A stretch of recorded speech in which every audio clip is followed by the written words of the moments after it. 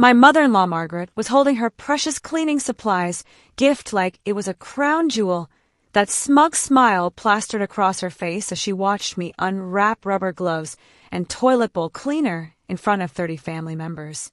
She was absolutely certain this would be the final humiliation that would drive me away from her daughter forever. But when I stood up, walked to my car, and returned with a beautifully wrapped box addressed to her, her confident expression cracked. And when she opened it to find the exact same cleaning supplies, along with a card that read, "For someone who clearly needs help cleaning up their act," her face went from pale white to burning red, and she screamed so loud the neighbors called to check if everything was okay. That was 3 years ago, and I'm telling you this story now because Margaret called me yesterday. Not to apologize, mind you, but to ask for money. You see, a lot has changed since that Christmas dinner, and karma has a funny way of coming full circle. Let me take you back to where this all began, because to understand why that moment was so satisfying, you need to know the whole story. I met Sarah 8 years ago at a bookstore. I was browsing the history section when this beautiful woman with kind eyes asked me if I'd read anything good about World War II lately. We ended up talking for 3 hours over coffee, and I knew I was in love. Sarah was everything I'd ever wanted. Intelligent, compassionate, and she laughed at my terrible jokes. She worked as a nurse at the children's hospital, and the way she talked about her little patients showed me the depth of her heart. For our first 6 months together, Sarah barely mentioned her family. When I finally asked about meeting them, she got this look like she was bracing for impact. "My mother can be difficult," she said. "She has very specific ideas about what kind of man I should be with." That should have been my first warning sign. The first time I met Margaret, she looked me up and down like I was a stain on her Persian rug.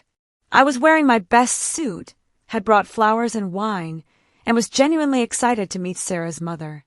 Margaret's first words to me were, "So you're the mechanic." I'm actually a certified automotive technician who owns my own shop, but to Margaret, working with my hands made me beneath her daughter. Margaret lived in what she called her estate, a large house in the wealthy part of town that her late husband had bought her. She made sure I knew it was worth more than I'd make in 10 years. The walls were covered with photos of Sarah's sister Jennifer, who had married a lawyer and lived in California.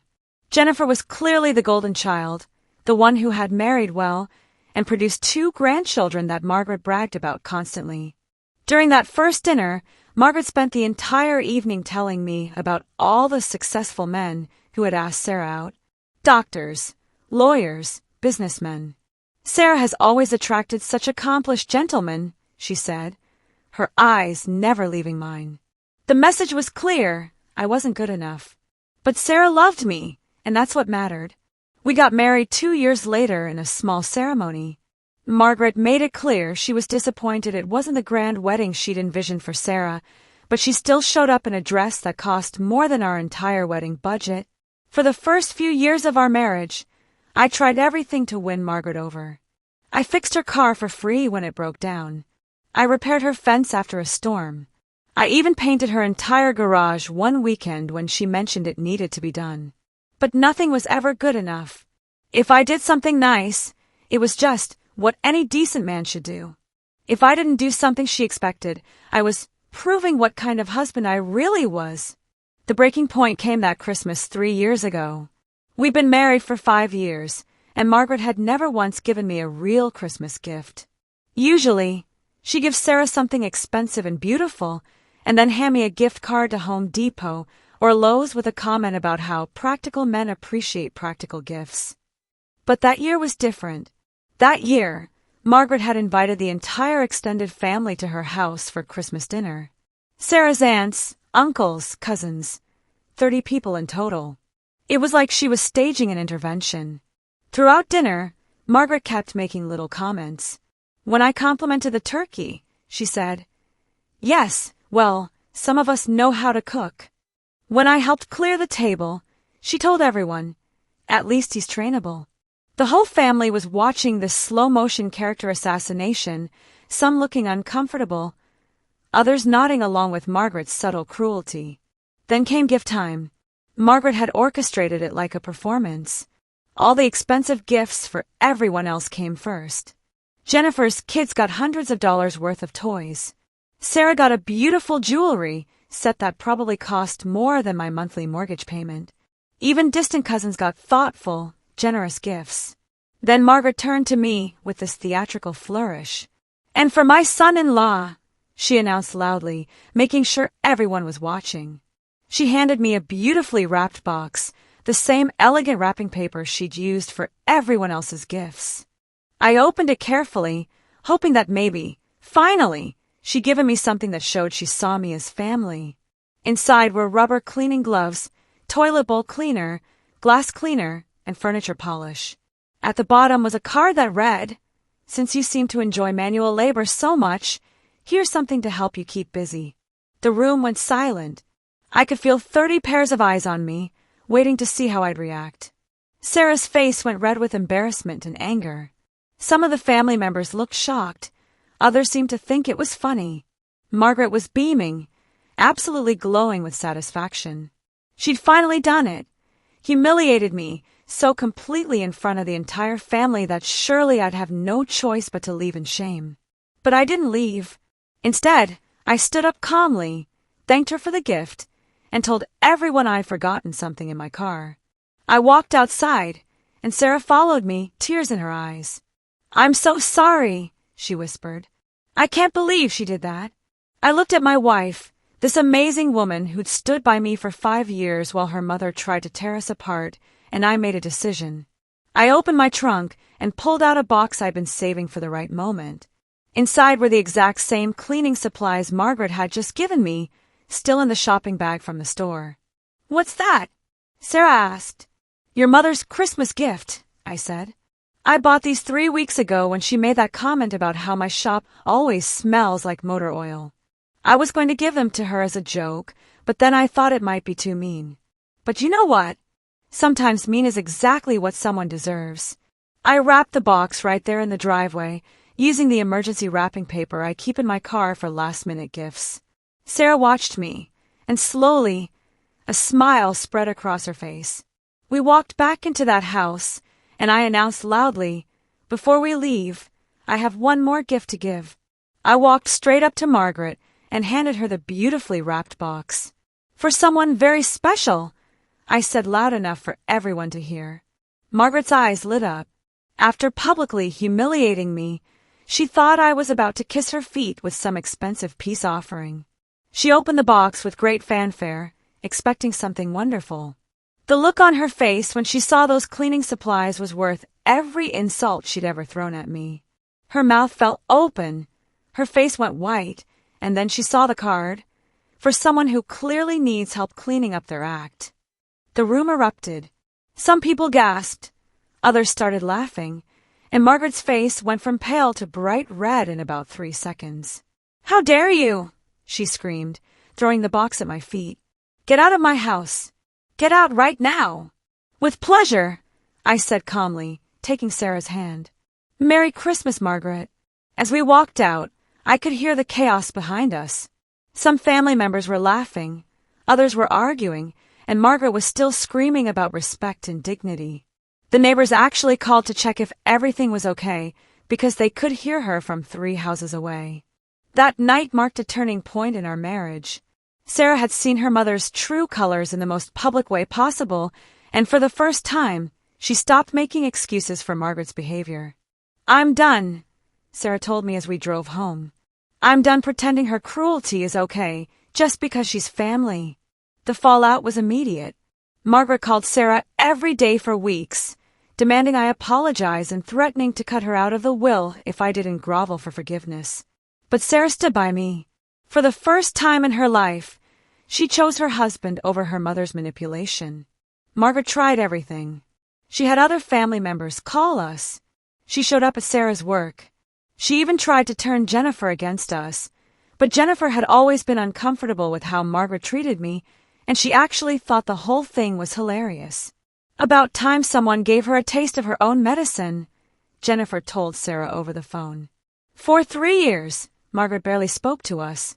She'd send birthday cards with passive-aggressive messages. She'd make comments to other family members about how I'd corrupted her daughter. But she kept her distance, and honestly, Our marriage was stronger than it had ever been.